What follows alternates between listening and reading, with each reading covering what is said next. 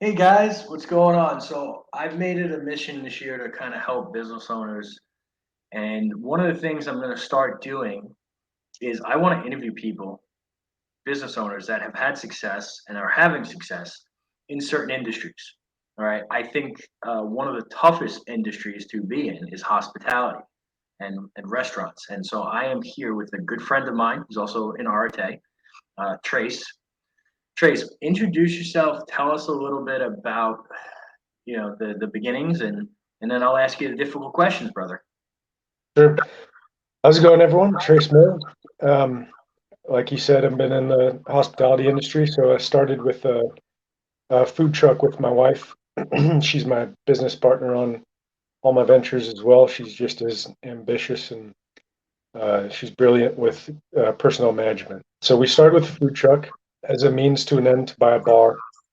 It was always her dream to own a bar. I didn't really know what I wanted to do yet, except for that I wanted to be in business. So I dove into these with her. We started with the food truck after about 5 months, had the opportunity to buy the bar. We bought the real estate, built it out, and expanded it a little bit uh, pretty quickly. Within a few months, we were able to buy the uh, 5 lots surrounding the bar and redevelop those into a new restaurant and expanded the bar yet again to now being about 3,300 square foot bar with about a 6,000 square foot patio area, with the food truck still servicing the bar. So right next to it is our new concept, that's going to be named Konala. Uh, it's healthy fast food, drive-through only restaurants with a patio area outside. We'll have that one open here within about 2 months. That's So we awesome. started, we started the food truck in 2018 August. The bar we had it open by the end of February 2019. So we were open for just under a year before COVID hit and had to get pretty damn creative throughout this entire time. I bet you did. So let's take COVID out of it, right? Because hopefully that never happens again. I don't think it could because people were woken up to the stuff, but at least the majority of people. So, what would you say are some of the most challenging things that you deal with in having that type of business? Yeah, taking COVID out is kind of difficult, but it's really good to use as an example of just of random things that may come up or hardships that come your way because it's inevitable. It's going to be something type of way, like you said. It's probably not going to be COVID again, but it's going to be something. It'll be There's going to something. be next thing, and now with interest climbing steadily, then it's going to you just have to get a little bit more creative again. Um, because we haven't been in this incredibly long. It's just been about 4.5 years in this business. Um, we have not gone through many other hardships other than just growing pains and COVID. We were forced to shut down for the 3 months up here in North Idaho. I didn't even say that. I'm in the Coeur d'Alene area in North Idaho. But we also just had recently a few of our employees that we were not staying perfectly up with on one of the food trucks. Um, so we lacked communication, and we just learned from that we need to maintain communication. That sometimes who you may think is a quality manager may not actually be. Mhm. To not move so quickly that you forget to check in on the people that may have once been a superstar, um, and to never stop pushing them to grow. They were kind of left to police themselves, given a little bit too much authority too quickly, Mhm. which caused us to have to step back in.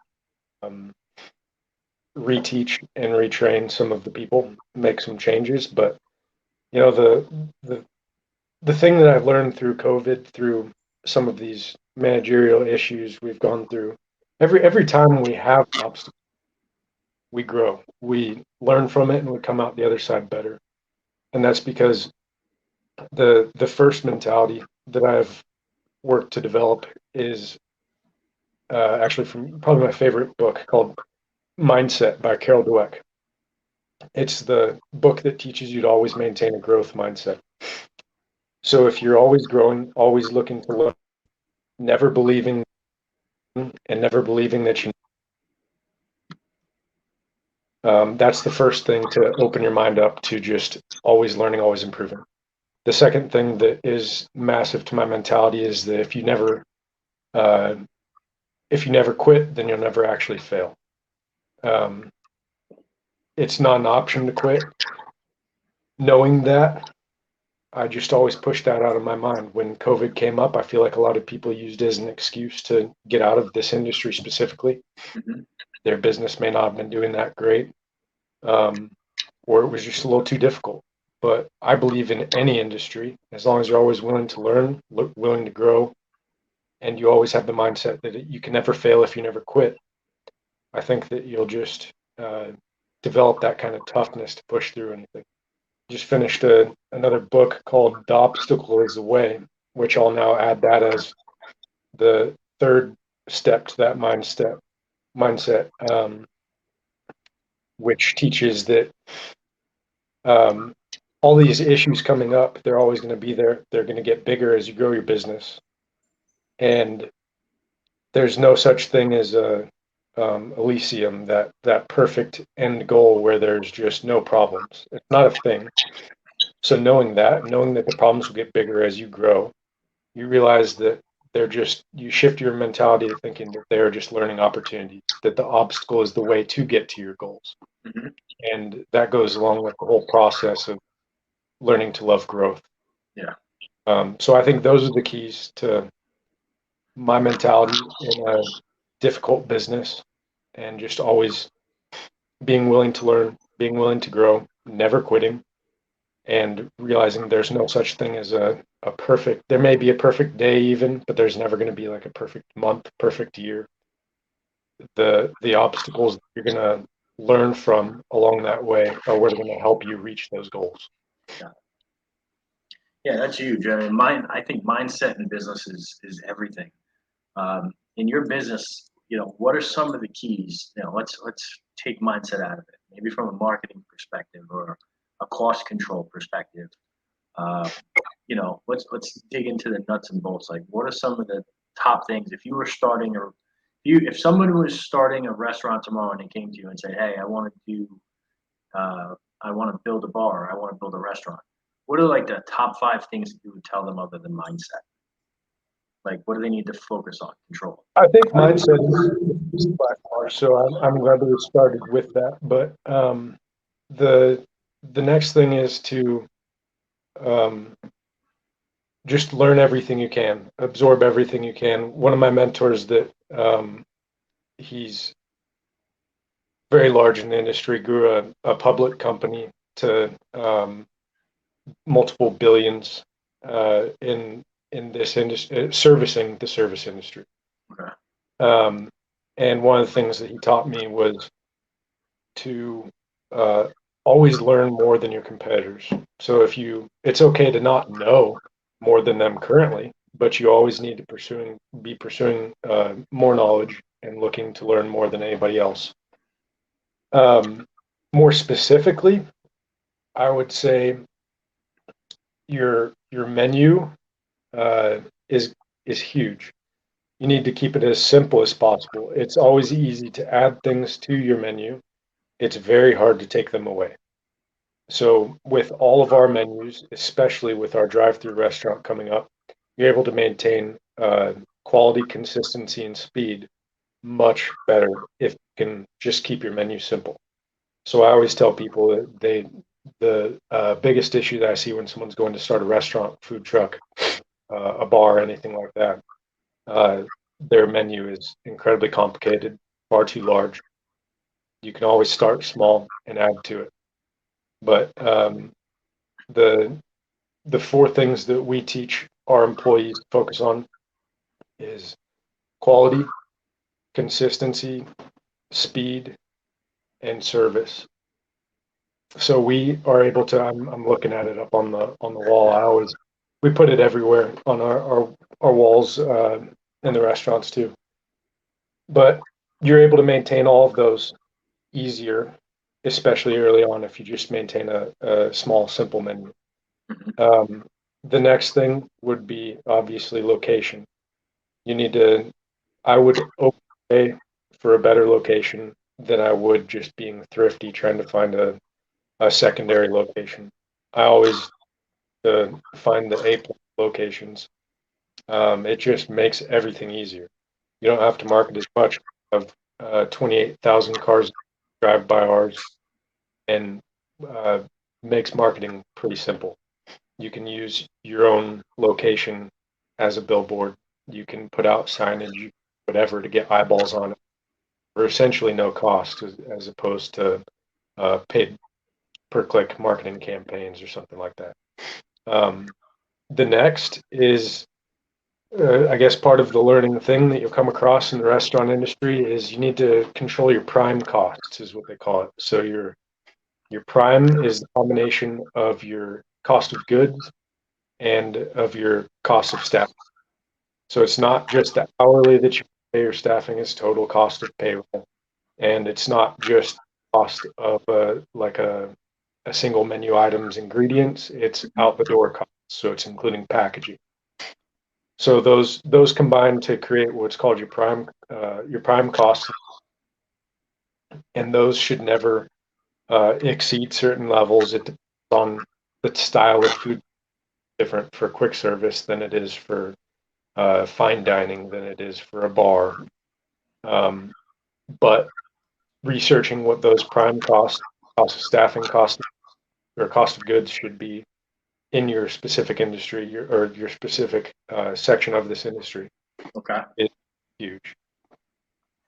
For ours, I guess, for example, for quick service, you we're aiming for 54% prime, so you should be somewhere at about 27% cost of goods, 20% cost of staffing. The way to think about that as we're going into this, I guess technically in a recession, but as costs in quick service are skyrocketing, the way to think about it is not the 27% and 27% having to hold. As you look to adjust, the way I think about it myself is that total prime cost. So as long as we're at 54, we can change, say, the cost of staff up to 30%, and then the cost of goods down to 24%. That allows us more for these people that are, it's tougher to get people right now in this industry.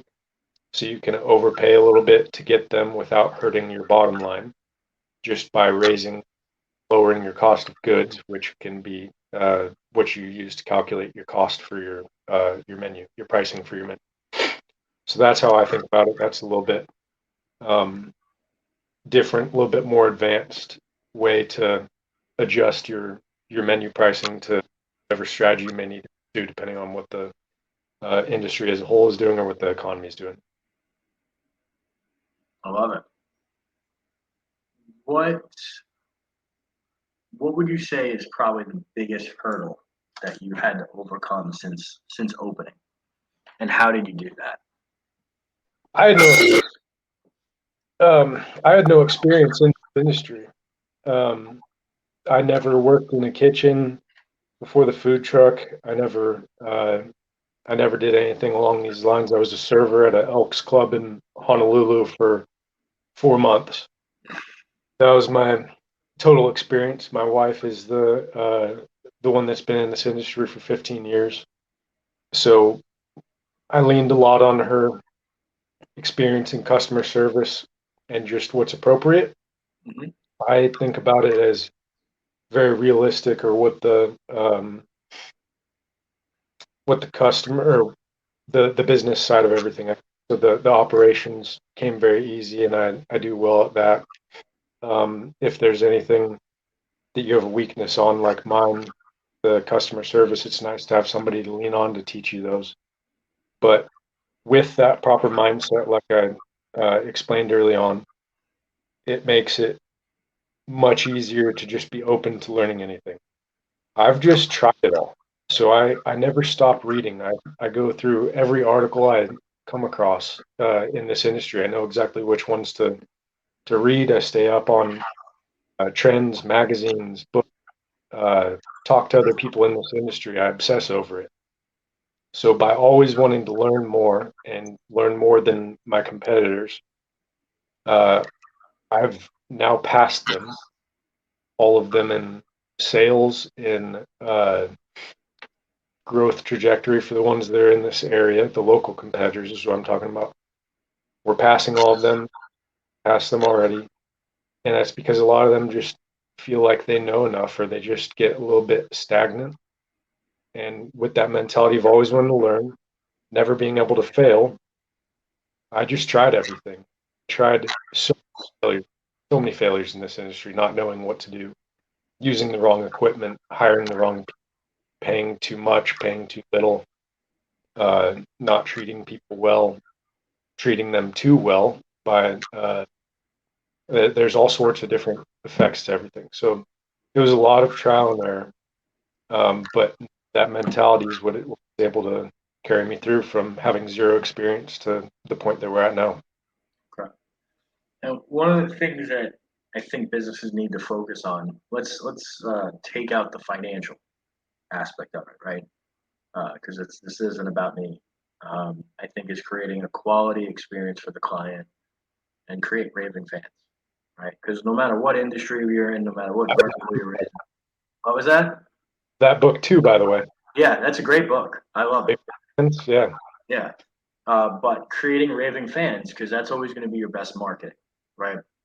And as a restaurant, you said you key on those four things, but how do you teach your staff? How do you teach your team to make sure that no matter what, you're creating raving fans? Because I think with food, okay, food service bar, if somebody speaks very highly of that place, um, the sky's the limit, right? That's going to spread like wildfire. And the reverse, if someone speaks very poorly of that place or restaurant, it can also have the same damaging effect as opposed to a positive effect. So, what are some of the keys to creating those raving fans that you utilize with your team? Passion uh, all starts from your mission, your value, um, your core focus, your minimum standards. So I think it all centers around your mission to begin. Jamie, my wife, her mission for the bar and the food truck was to create a place that everybody's comfortable, to make it feel like that house party. So our bar is like we have. I'd say I could go in there at any time, and I know 80% of the customers that are in there. Our return customers are uh, raving fans. We keep people for years. Um, Anybody else that comes in new to the bar, it's just like the show Cheers. Like everyone knows their name. Yeah, Um, they know their drinks. If they don't know their name, some people are memorized by their drink order. But everybody feels like family. And if they don't know anyone or they feel like they're off by themselves, then there's just now, because we used to do this as owners, our managers did it. There's random customers. They'll grab a customer that's off by themselves and ask them to just come and join them at the table. Um, it's top down leadership based off of or with a focus on the mission. So once you have something passionate about, uh, passionate enough as an owner, as soon as you operate every based on that mission and with that passion, everyone else that you hire, as long as they see that passion, it's repeated over and over again, then it flows over to them, which then it's easily seen to our customers. So it's different for our businesses because they're different segments of this industry. But with the bar, that's what we do. It's the focus there. With quick service, it's a little bit different. It's a lot shorter of interactions. but it all revolves around the customer service experience. They need to love it so much that they want to tell everyone else about it. We give away swag every once in a while. I guess in this industry, that's the slang you call swag, but clothing, we give them hats, t-shirts, all sorts of stuff like that. We actually don't, for the bar and the food truck, we've never done any paid marketing. We sell $100,000 clothing a year though, and you'll see our brand all around the town, the surrounding towns. We've seen it in states across the country as we're traveling too. You just see our clothes, and it's pretty cool. But that's our local marketing, our brand here. And when you get a customer in that loves it so much and they feel like home, they want to rep that everywhere. They send us pictures from their trips all across the world, and that is the definition of a raving fan. In any industry, just like in the quick service, we're going to do a completely unique style of ordering. You're not going to order from a speaker. You're going to order from a human being. They're going to be in a separate compartment, a separate area that's heated, climate controlled, and you're going to be ordering from a human next to a menu board, not from a speaker. You're not going to have that AI experience input out either. I never want to get rid of that. No matter how much we back of the house, the front of the house, using the uh, people with amazing customer service. That's how you create a raving fan, is just that Chick-fil-A experience, the Starbucks, Dutch Bros. You know, they're known for their over-the-top customer service, and that's what we want to be known for as well. Dude, I'm so glad you said that because so many people are getting obsessed with automating and having robots. And, at the end of the day, I mean, I know people in my industry that do it. Would you want to take a loan from a robot? What if you got to ask that robot a question, or strategy? Are you kidding me?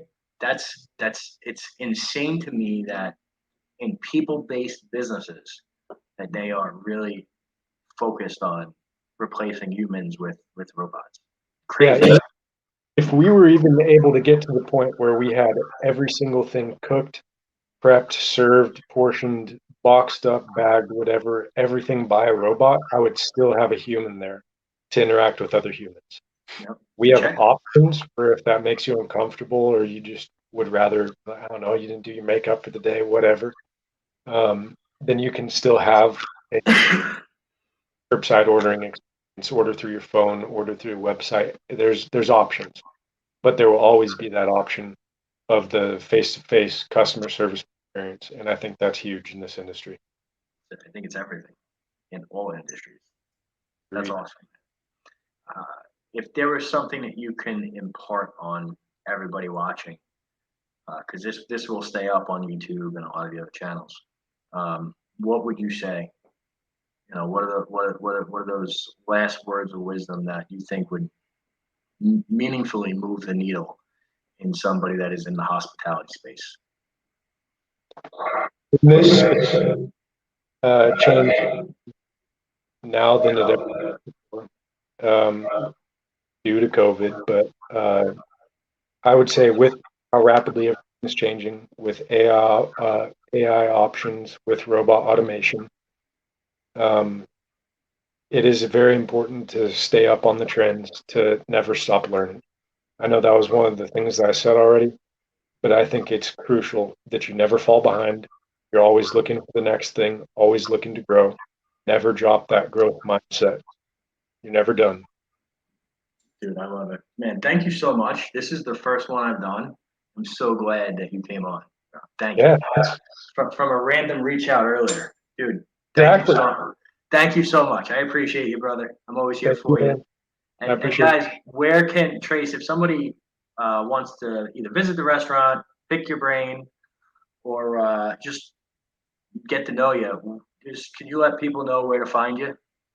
Yeah, the restaurant, uh, Konala.com, KONALA.com. That's our domain. I'm better about posting and growing my social media. So Trace Miller on Facebook, Trace H Miller, TRACEHMILLER on Instagram. Awesome, man. Hey, I appreciate it. Thank you so much.